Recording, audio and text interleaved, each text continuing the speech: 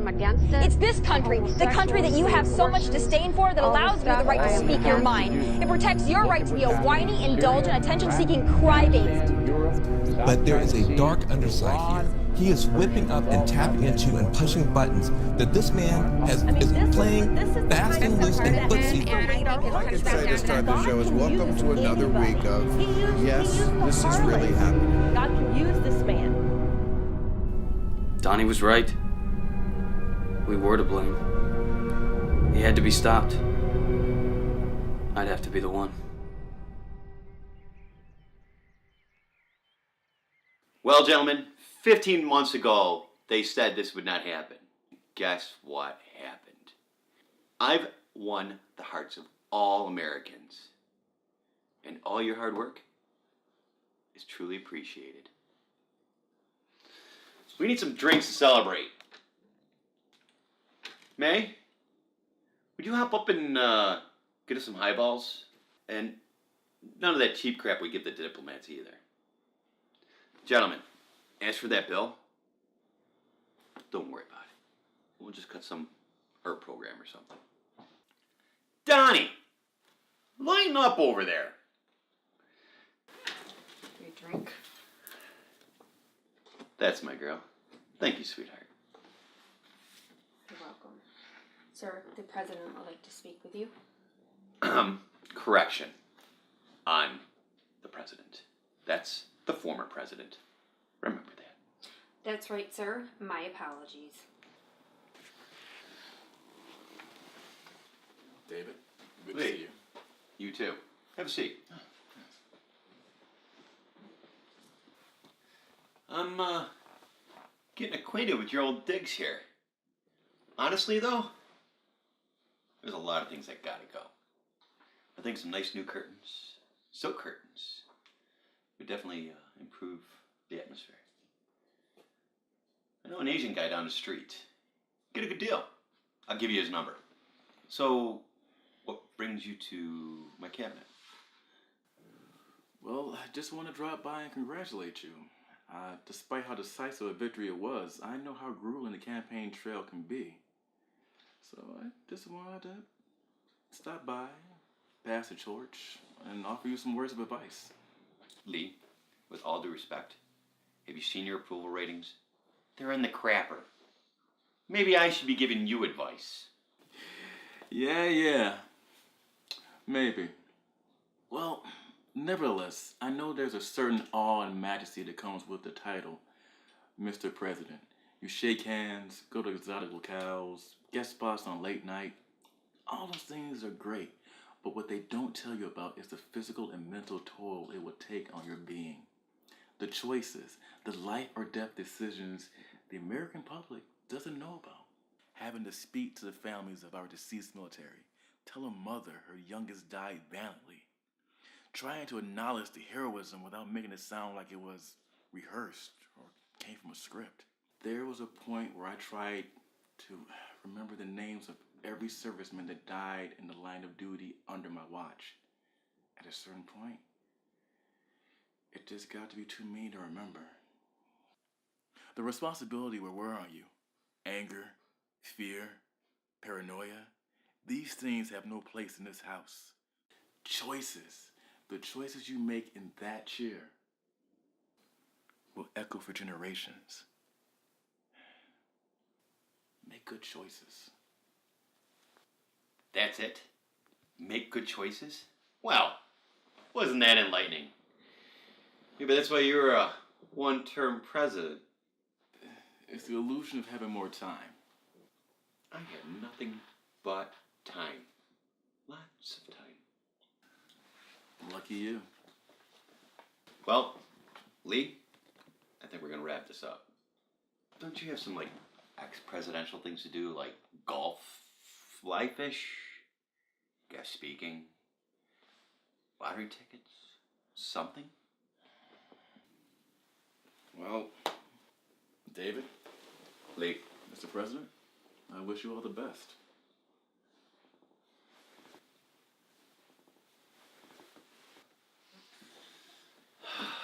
Choices.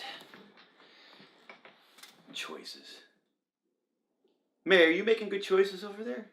Or do I have to call your mother? Choices. What I want to know is, who chose his wardrobe? Am I right? Mr. President, the press conference starts in 5 minutes.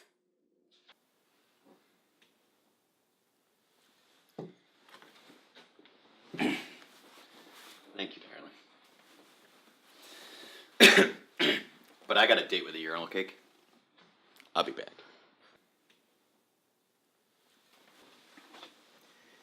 I don't want to too much into this, but do you have any regrets? What do you mean? Something feels off. This room. What, like how he asked the former Yale chair of economics to bring him a highball? It's reckless. Completely off the grid. He based his whole campaign on being off the grid. That's why the public loves him. It's a cornerstone of his campaign. He doesn't shovel crap. He gives it. It's dangerous. It's working. You and I know damn well he's not cut out for this. You did too when you took this job. What's your angle, Donnie? Why the change of heart? I don't know. Conscience, I guess. Conscience doesn't look good on a resume. Especially for aspiring politicians. All right. Brief me. You're going to start seeing some really good changes and things happening in this country. We're going to be back on top of the world again. Little by little, we will get there. My brothers and sisters, it is now time for that change to happen. We have a real problem in this country. We have a bigger problem than most people realize. There is a tremendous hatred for our country, for what we do and what we believe in. I mean, let's look at what happened last week in Chicago with these upcamp guys. Nobody wants to talk about it, except me.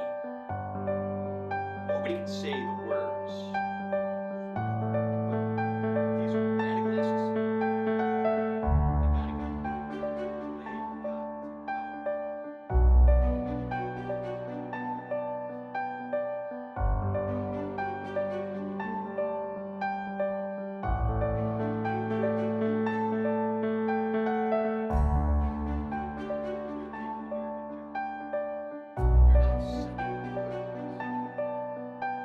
Some are good. Most are bad. I swear to you, I will get to the root of the problem because we have a problem. And all I see and all you will see will be that I'll be the greatest president who ever created jobs in America for the working force and for the American people who are looking for work. I'm your host, Hank Richards, and let's just jump right into it. Now, our top story tonight is about Supreme Leader Price's humanitarian efforts. There's been a negative undertow that started with the Price campaign that we've all collectively decided to sweep under the rug, as was the case with Jose Rialto Morales, a Price supporter who was beaten to death at a presidential rally this past July. Now, Rialto Morales, an immigrant who was here on his visa, obtaining his master's in finance from Roosevelt University, was beaten and assaulted after Price insisted at a rally that he was instigating a riot and he needed to be taken care of. Again, this man was a Price supporter, a Hispanic male who, I shit you not, Price referred to as Nacho Ranchero. People, this isn't a joke anymore. I wish I were able to sit here and relax and be funny, but the warning signs have been on the wall for months that this man is undoubtedly conniving and corrupt. Is this country just so f***ing stupid, or we just not give a shit anymore? What? No, you know what, Jerry? I'm not gonna calm down, okay? People, this man routinely insinuates violence and racism that will have dangerous and even criminal repercussions on this country. What? What? No, don't go to commercial. I can't sit here 1 minute longer and watch this go on. Watch what go on? This was your plan all along, wasn't it? Wasn't it? A fear-mongering mob-like mentality under a thinly veiled guise of patriotism. Seek out the undereducated and unassuming. Cradle and nurture their fears. Find targets for their anger so they can point fingers and have a face for their pain. while all the rich get richer and the poor get poorer. You sicken me, Mr. Price. You made all these people believe that you're just like them, that you tell it like it is, that you're honest with them. And we're all guilty. Every one of us in this room, we're all guilty for letting them believe it. Complete and utter manipulation of trust. But no more. I say no more. As of this moment, you can accept my resignation from this tyranny. And I hope if any of you have even one shred of decency left within you, I hope you do the same thing.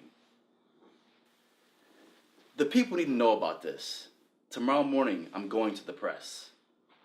You think your little threats and your speech worries me? Do you realize who you're picking a fight with right now? I own the press.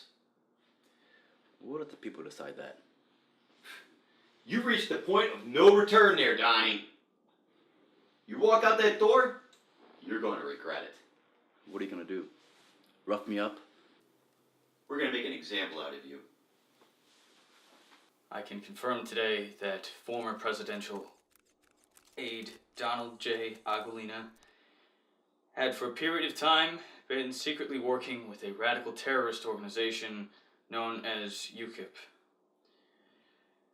For the last several days, Mr. Agolina had been under investigation by the FBI. Wednesday morning, there was a tactfully executed raid of Mr. Agolina's home. And Mr. Agolina was killed by a self-inflicted gunshot wound. Investigators found illegal firearms and explosives on the property, including some type of gas-powered mechanical explosive found in his cellar. Also found in Mr. Agolina's home computer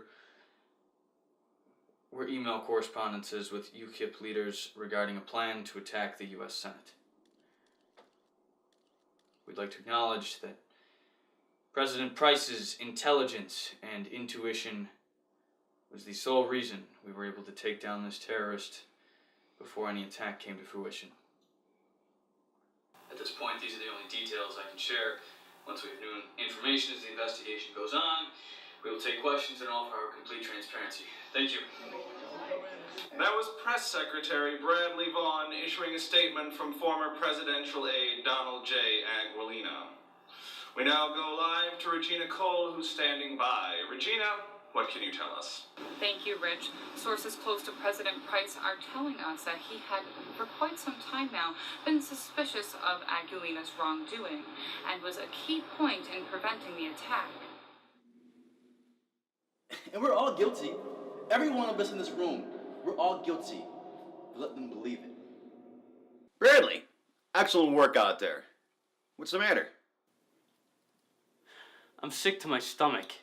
And why is that? With a multitude of respect, sir, you just asked me to corroborate on a wildly bogus story in front of 300 million Americans. And I did it.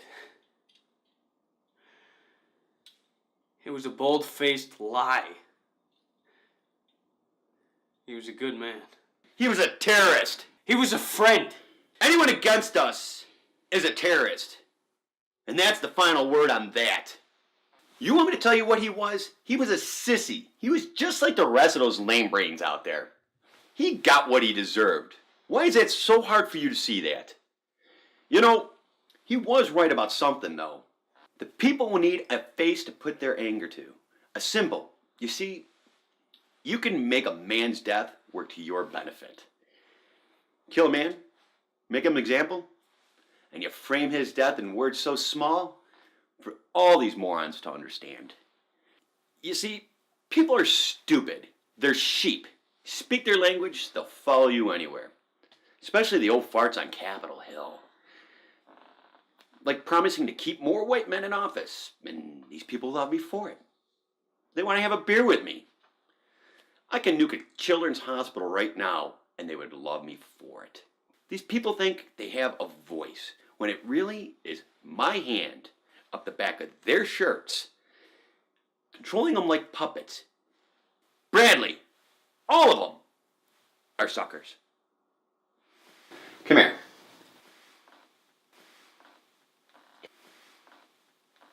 Listen to me.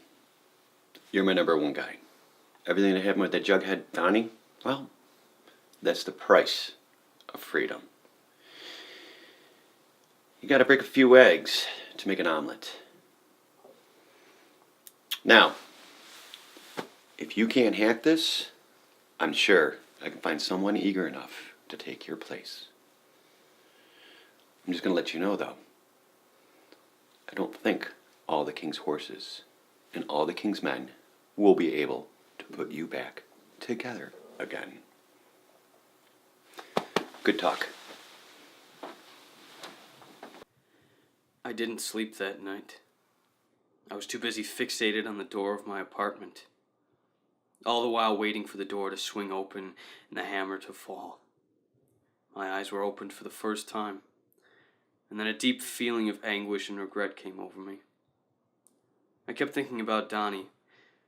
Donnie was right. We were to blame. We chose personal interests over the greater good. We willingly invited a madman to rule our lives in fear.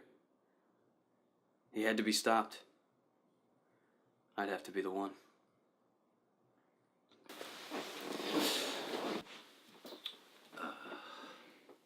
Bradley, I didn't see you there. Mr. President. Why, you no good nothing. Mr. President, the price of freedom. Stop! I bet you spent all night on that speech. Mr. President, you babbling buffoon. If you're gonna shoot me already, do it! Crazy, you're choking in a big show right now. Come on! Come on! The price of freedom is... Kid, you better pull the trigger or I swear to God, I will crucify you on the front lawn.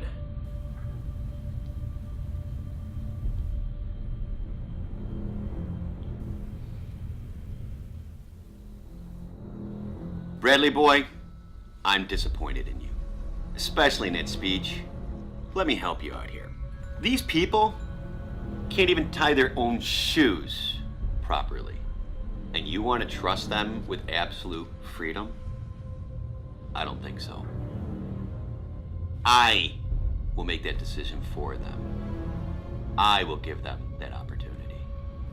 You know, so tomorrow when they find your lifeless corpse in the parking lot next to your apartment complex, we'll say you were helping a mom and her child from an immigrant thief. We'll make you a martyr.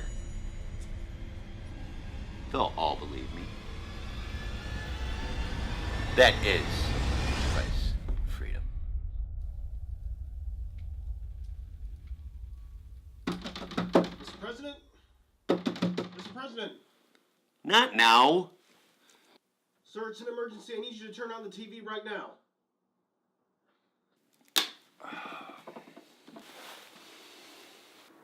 He's definitely not a hero in my eyes, if anything. I would say he's a coward. Kill a man, make him an example, and you frame his death in words so small for all these morons to understand. You see, people are stupid. They're sheep. You speak their language, they'll follow you anywhere. Especially the old farts on Capitol Hill. Like promising to keep more white men in office, and these people thought before it.